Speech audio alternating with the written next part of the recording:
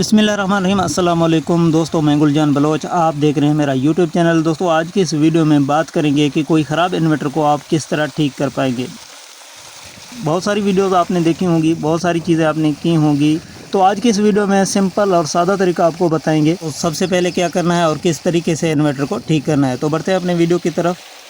उससे पहले आपसे छोटी सी दरख्वास्त होगी, हमेशा की तरह अगर चैनल पर नए हैं तो चैनल को सब्सक्राइब कर दें, साथ में वीडियो को भी लाइक करें और बढ़ते हैं अपने अपॉइंटेड वीडियो की तरफ। दोस्तों, यहाँ पे आपके सामने VFD शो हो रही है। तो यहाँ पे सबसे पहले इसको स्टॉप करते हैं और आगे फिर देखते हैं कि इसमें कौन कौन सी सेटिंग्स जो है ना वो ख़राब है और किस तरीके से ख़राब है। सबसे पहले इसको स्टॉप करते हैं। आपने भी सेटिंग करने से पहले VFD को स्टॉप कर देना है। ये देखें, मैंने ये कर दिया है स्टॉप, और देखते हैं कि इसमें कौन कौन सी प्रॉब्लम्स हैं और कैसे इसको हम ठीक करेंगे।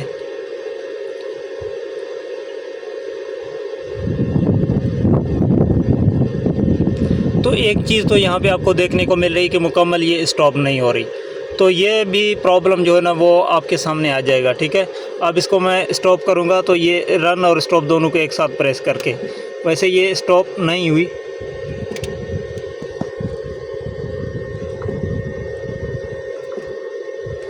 अब ये स्टॉप हो गई है।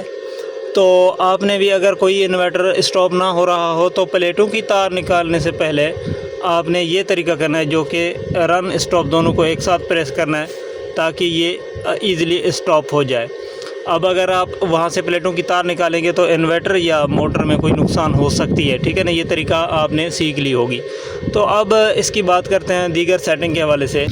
तो यहाँ पे दोस्तों आप देख सकते हैं, जिस तरह आपको इस तरीके से कोई VFD मिले कि कोई VFD जो है ना सिर्फ यहाँ पे देखें ज़ीरो शो हो रही है और इसमें कोई भी फंक्शन शो नहीं हो रही, और इसके अलावा ये रनिंग भी नहीं ले रही। जैसा कि ये अब ज़ीरो पे आ गया है, अब रन बटन हम दबाते हैं तो ये रन नहीं हो रहा, स्टॉप भी नहीं हो रहा, रन भी नहीं हो रहा, इस तरीके से ज़ीरो होके रुका खड़ा है।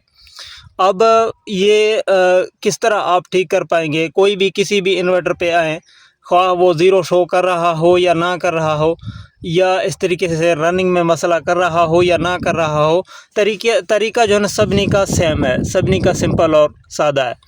वो ये है कि अब प्रोग्राम बटन आपने दबाना है। प्रोग्राम बटन दबाने के बाद आपके सामने P0 आ जाएगा या कोई भी आपके सामने आ जाएगा प्रोग्राम। तो आपने P0 की प्रोग्राम में आना है, इस तरह अप डाउन एरो से। P0 पे आने के बाद आपने डेटा एंटर कर देना है। डेटा एंटर करने के बाद सिंपली आपने नीचे का तीर दबाना है। नीचे का तीर दबाने के बाद ये आपके सामने P0 17 पे आ जाएगा। यहाँ पे अब हम इसको रीसेट करने जा रहे हैं, क्योंकि अब ये आपके सामने चल रहा नहीं है ना, तो रीसेट करना ज़रूरी है। तो आपने भी इसी तरीके से सबसे पहले इन्वर्टर को VFD को बंद करके उसके बाद इसको रीसेट कर देना है। ठीक है, P0 17 में डेटा एंटर करेंगे। यहाँ पे आप देख सकते हैं कि 0 है, 1 करके एंटर करेंगे तो इसके साथ ही ये VFD रीसेट हो जाएगा। अब यहाँ पे मैं आपको दिखाता हूँ जैसा कि आपके सामने पहले 0 खड़ा था और रन नहीं हो रहा था। तो अब रीसेट करने के बाद ये 50 हर्ट्ज़ पे ऑटोमेटिकली आ गया है। अब मैं इसको रन करता हूँ, देख सकते हैं ये रनिंग मोड में आ गया है, ये रन हो रही है। अब देखते हैं कि ये प्रॉपर रन करती है या क्या करता है, ट्रिप होता है, चलता है, जो भी होगा हमारे सामने है।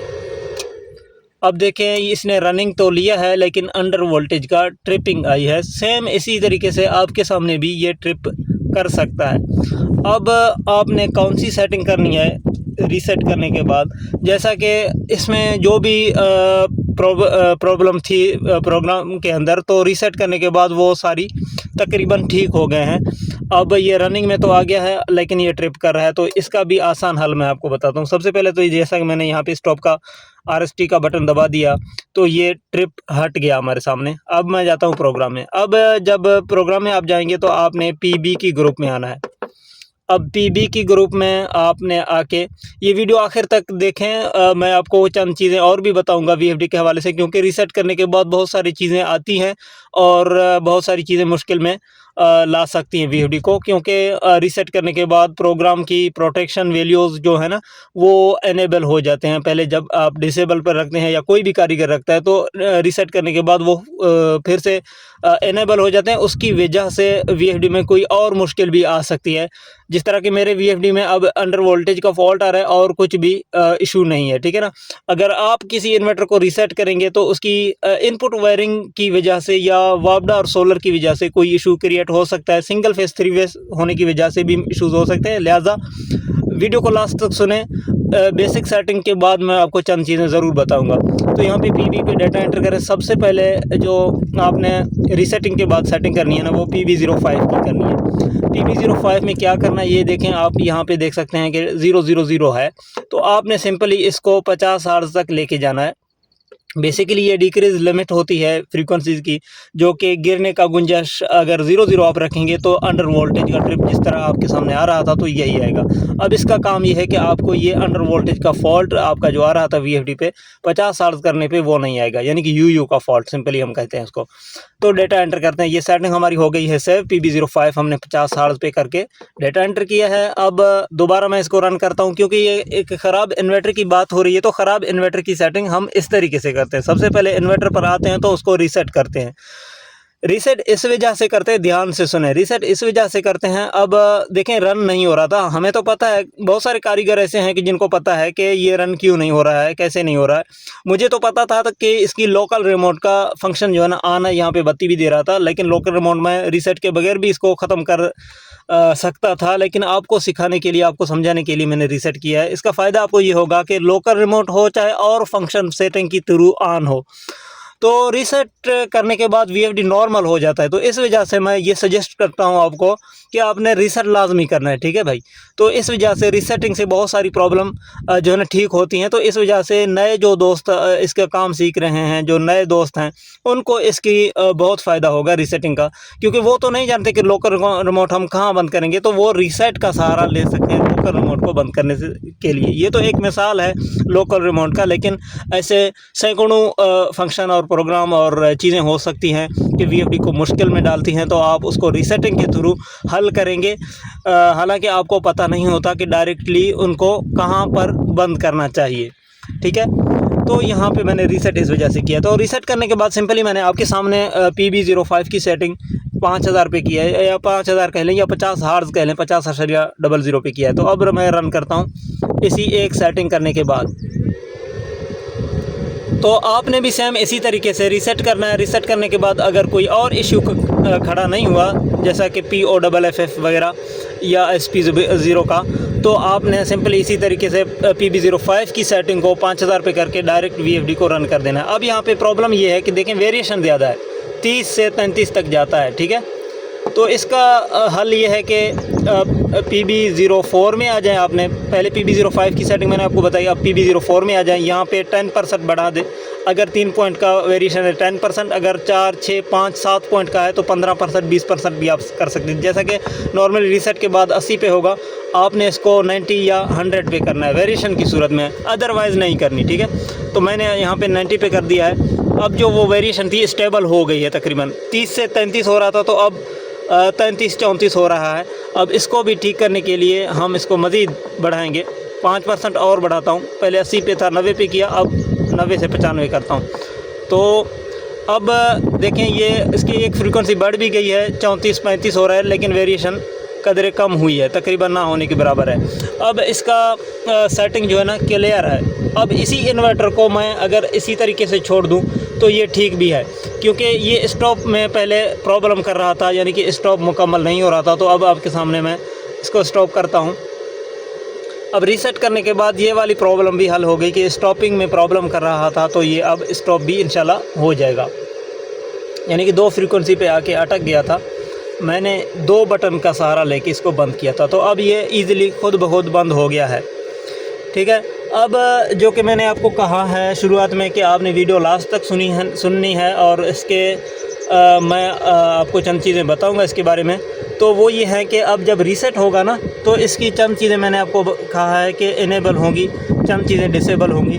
तो उनमें से सबसे पहले इंपॉर्टेंट चीज़ ये है, अगर इनपुट में आपने वायरिंग प्लस माइनस पे दिया हुआ होगा तो रीसेट करने के बाद फ़ौरन SP1 या POFF का फॉल्ट आएगा। तो अब उसकी हल मैं आपको बताता हूँ। अगर POFF का फॉल्ट आ रहा है या SP1 का फॉल्ट आ रहा है तो आपने PB पे डाटा एंटर करके PB00 की सेटिंग 0 पे रखना है, जो कि रीसेट के बाद ये ऑटोमेटिकली 1 पे आता है। तो यहाँ पे आपने एंटर करना है।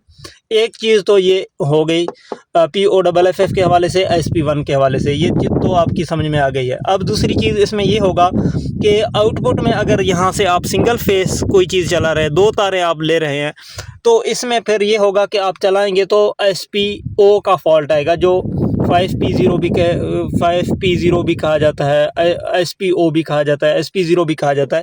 तो वो फॉल्ट आएगा। उसका वजह ये है कि आउटपुट फेस फेलियर वाली फंक्शन यहाँ पे एनेबल हो जाएगी रीसेटिंग के बाद। वो फंक्शन आपको मिलेगी PB01 की सेटिंग में।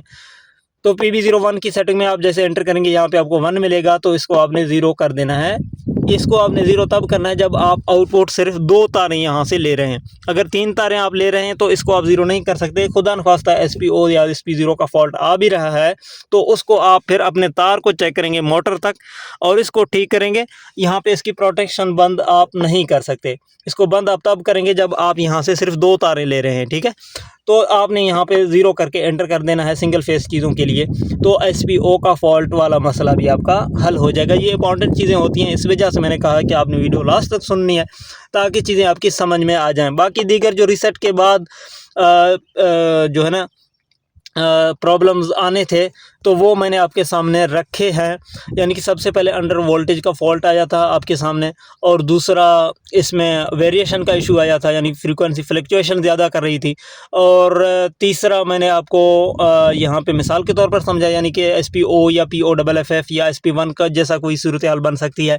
तो उसमें भी मैंने आपको आखिर में समझाया है। उम्मीद करता हूँ ये चीज़ें आपकी समझ में आई होंगी। अगर कोई चीज़ आपकी समझ में नहीं आई तो आप वीडियो को रिपीट कर सकते हैं और दोबारा सुन सकते हैं। इसके अलावा यहाँ पे हमें इस वीडियो के ज़रिए से रीसेटिंग की मदद से यहाँ पे फ़ायदा ये हुआ है कि ये जो है ना, पहले यहाँ पे 0 भी शो कर रहा था और कुछ दिखा भी नहीं रहा था और रन भी नहीं हो रहा था। तो इसके बाद ये नॉर्मल हो गया है और रनिंग मोड में आ गया है। यहाँ पे 50 हर्ट्ज़ भी बिलिंग कर रहे हैं।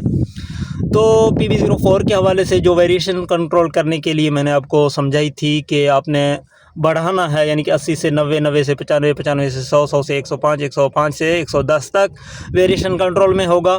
और बाज़ औक़ात अगर इनपुट वोल्ट आपकी ज़्यादा हैं तो फिर अंडर वोल्टेज का फॉल्ट, बावजूद इसके कि आपने PB05 की सेटिंग 5000 पे या 50 हर्ट्ज़ पे किया है तब भी आएगा। तो उसका भी रीज़न ये है कि आपने PB04 की सेटिंग को, उसका भी सोल्यूशन ये है कि आपने PB04 की सेटिंग को बढ़ाना है, ठीक है। तो वो अंडर वोल्टेज का फॉल्ट ऑटोमेटिकली छोड़ देगा। और चंद केसेस में इनपुट वोल्ट कम होने की सूरत में PB04 की सेटिंग आपको कम भी करनी पड़ सकती है। उसमें या तो 0 का इशू आएगा, यानी कि आप जैसे रन करेंगे फ्रीक्वेंसी आगे चलेंगी नहीं, या 10, 15, 12, 20, 25 पे जाके रुक जाएंगे और आगे नहीं जाएंगे। तो अगर ऐसी कोई सिचुएशन बनती है तो आपने PB04 की सेटिंग जो है वो 80 से 70 पे ले आना है, ठीक है। पूरी इस सेटिंग में आपको एक चीज़ बता दूं, इस सेटिंग के ज़रिए से आप न्यू इन्वर्टर की भी सेटिंग कर सकते हैं। इसके अलावा इसमें 2 चीज़ें और भी हैं, वो आपने तवज्जो से सुननी है। उसमें से P2 की सेटिंग है और PE की सेटिंग है। अब P2 की जो सेटिंग है वो आपने अपने मोटर के मुताबिक रखनी है। उसमें P201 की जो सेटिंग है उसमें मोटर किलोवाट सेट होते हैं P201 में, याद रखें। और इसके अलावा आपकी P203 में आपकी मोटर की RPM सेट होते हैं, और P202 की जो सेटिंग है उसमें मोटर हार्ड सेट होते हैं। इसके अलावा P204 की जो सेटिंग है उसमें मोटर के वोल्टेज सेट होते हैं जो कि अपॉइंटेड होती है। और इसके अलावा P205 की जो सेटिंग है मोटर के एम्पेयर होते हैं। ये जो P2 की जो पैरामीटर मैंने आपको बताए हैं ये अपने मोटर के मुताबिक रखने हैं। अच्छा, इसके अलावा PE की जो सेटिंग है उसमें PE04, P204 जो है ना एक ही जैसी अहमियत रखते हैं। PE04 भी मोटर के आपने वोल्टेज के मुताबिक रखना है। अगर 380 है तो 380 रखना है, अगर आपका मोटर 220 है तो आपने 220 रखना है। इसके अलावा PE जो 10 की सेटिंग है और PE07 की सेटिंग है, PE11 की सेटिंग है। इसकी वैल्यू अगर मैं आपको बता दूं तो PE07 की सेटिंग आपने 800 रखना है, और PE10 की 100, और PE11 को भी 100 रखना है। इसके अलावा PE08 की जो सेटिंग है उसकी सही वैल्यू जो है वो 350 से 180 तक होती है। अगर आपके पास वोल्ट कम है तो 180 रखें, अगर आपके पास वोल्ट ज़्यादा है तो आप उसको 350 भी रख सकते हैं। अब ये जो सेटिंग मैंने आपको बताई हैं P2 और PE के हवाले से, ये रीसेटिंग से रीसेट नहीं होते, इस वजह से अलग से मैंने आपको बताए हैं। तो उम्मीद करता हूँ ये चीज़ें आपकी समझ में आई होंगी।